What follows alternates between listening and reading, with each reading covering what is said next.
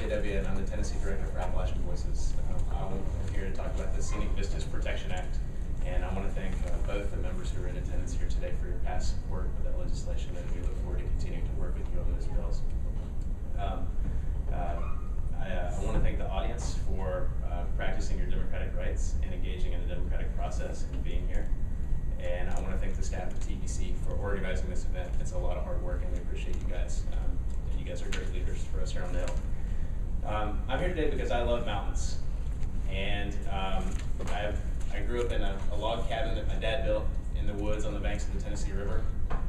Like many of you, I got to know Tennessee by walking through the woods and the waters of this state with my family, fishing, hiking, four-wheeling, learning about freedom and responsibility and self-reliance. Those trips were how I learned how to connect with my family, how we learned the best of our state, and how we learned about the best of our country. As I got older, I learned that not too far away that coal companies were bringing down the mountains near our home and poisoning the streams that we ran through as children.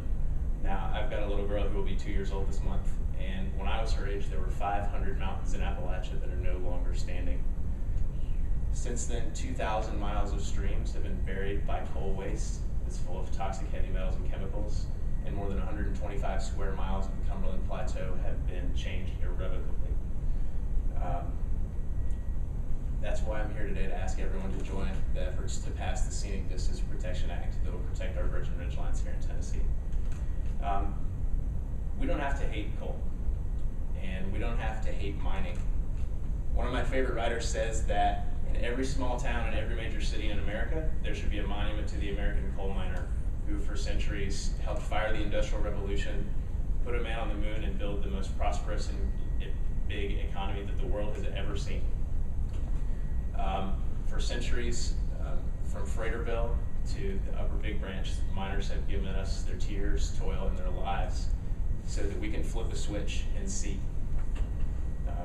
Mountain people have never asked for much in return, and silly us, we've gotten exactly what we've asked for. Now our miners are being laid off, and the very mountains that define who we are being brought down.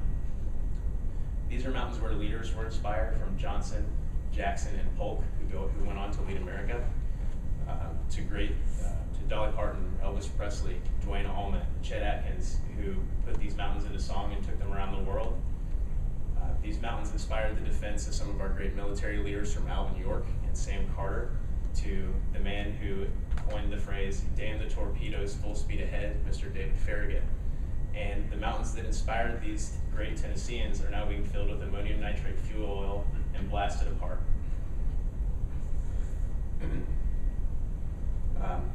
This leaves us in Appalachian communities with fewer jobs, poisoned water, and little chance of economic development. We've lost 85% of our mining jobs since 1985, and studies have shown that the state pays a $3 million subsidy to the coal industry every year, and that's an impact that will affect every Tennessee taxpayer. Not to mention that we know that this type of mining has made people sick, and we know that people who live in these communities have a life expectancy that's 10 years less than someone who's born in Davidson County. And you think that if another country was doing this to us, that we'd probably be at war.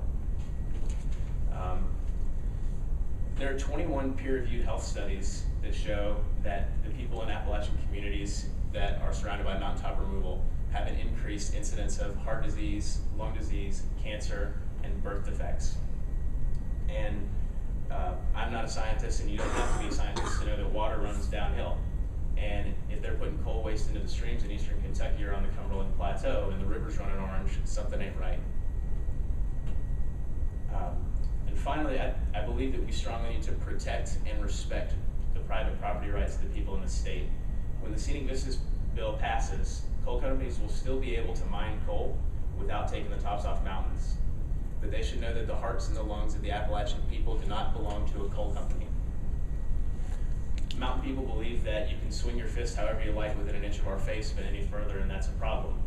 And when unborn children in Appalachian communities are 42% more likely to be born with birth defects, you've got a problem. when 60 miles of our streams in Tennessee have been impacted by coal mining, we've got a problem. And it's not until our elected officials stand up and lead that we'll have a solution.